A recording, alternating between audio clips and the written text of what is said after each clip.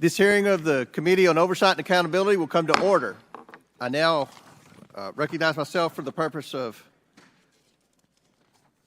making an opening statement. Good morning. Today's hearing is for the American people who are seeking answers about the attempted assassination of President Trump. A little over a week ago, Americans watched in horror as a shooter attempted to assassinate President Donald J. Trump at a campaign rally in Butler, Pennsylvania. The gunman nearly succeeded. The bullet that struck President Trump's head was less than an inch from taking his life. President Trump survived, but one rally-goer, Compertore, tragically did not. Two others were seriously injured. It was a horrifying moment in American history. The horror was exceeded only by the bravery of the law enforcement agents who threw themselves in harm's way when shots were fired. The bravery of a crowd unwavering in its refusal to panic, and the bravery of a bloody President Trump refusing to run. While we give overwhelming thanks to the individual Secret Service agents who did their jobs under immense pressure, this tragedy was preventable. The Secret Service's protective mission is to protect U.S. and visiting world leaders and safeguard U.S. elections through protection of candidates and nominees. The Secret Service has a zero-fail mission, but it failed on July 13th and in the days leading up to the rally. The Secret Service has thousands of employees and a significant budget, but it has now become the face of incompetence. The committee has a long track record of providing oversight of the Secret Service. Our predecessors, both Jason Chaffetz and Elijah Cummings, among others, worked together to issue warnings and recommendations to address obvious shortcomings in the agency's makeup and operations. Unfortunately, those warnings and recommendations have gone unheeded.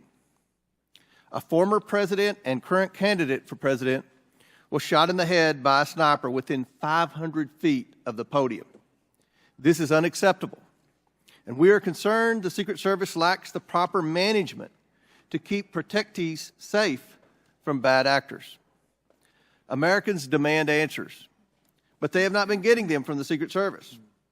We are instead learning about new facts about the events surrounding the attempted assassination every day from whistleblowers and leaks.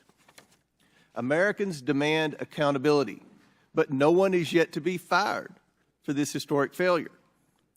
Today's witness, Secret Service Director Kimberly Cheadle, is here under subpoena to answer questions about how the agency failed President Trump and the victims who attended the rally in Butler, Pennsylvania.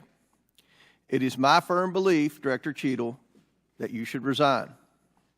However, in complete defiance, Director Cheadle has maintained she will not tender her resignation.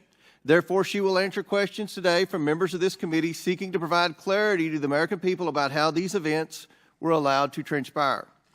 We will ask these questions because the Secret Service and its parent agency, the Department of Homeland Security, have been unwilling to provide answers to the American people.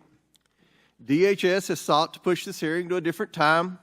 Secret Service has suggested the hearing occur without media presence, and both agencies have provided only shallow explanations to Congress about what happened on July 13th. Indeed, DHS and Secret Service's lack of communication with the Oversight Committee required me to issue a subpoena compelling Director Cheadle to attend today, and still DHS requested more time to prepare. It shouldn't take this much time or preparation, Director Cheadle, to tell the truth and to be transparent with the American people. I am thankful to the ranking member, Mr. Raskin, for joining me in insisting that Director Cheadle appear today. God knows the ranking member and I disagree on many things, but that does not matter today. The safety of Secret Service protectees is not based on their political affiliation, and the bottom line is that under Director Cheadle's leadership, we question whether anyone is safe. Not President Biden, not the First Lady, not the White House, and certainly not the presidential candidates. The July 13th assassination attempt is one of the darkest days in American political history. It represents the ugliest parts of what American politics has become: hatred of each other and a dangerous turn to extremism. Before we are Republicans or Democrats, we are Americans. If we place our political affiliations above our duty and love of country, we cannot maintain a country. We must ensure our republic is strong, and our republic cannot be strong when our leadership, our elections, our institutions, and our candidates are threatened by extremism and violence. Today, Director Cheadle will answer questions about why she deserves to continue to play a critical role in preserving this country's safety and, at the very least, what led to the catastrophic, deadly events on July 13th in Butler, Pennsylvania. Again, I do not believe Director Cheadle deserves to maintain her position as head of the Secret Service, but members of the American people will make their own decisions based on her answers today. I urge Director Cheadle to be transparent and forthcoming in her testimony today. Americans deserve no less. We have a duty to find out how this happened and to ensure it never happens again.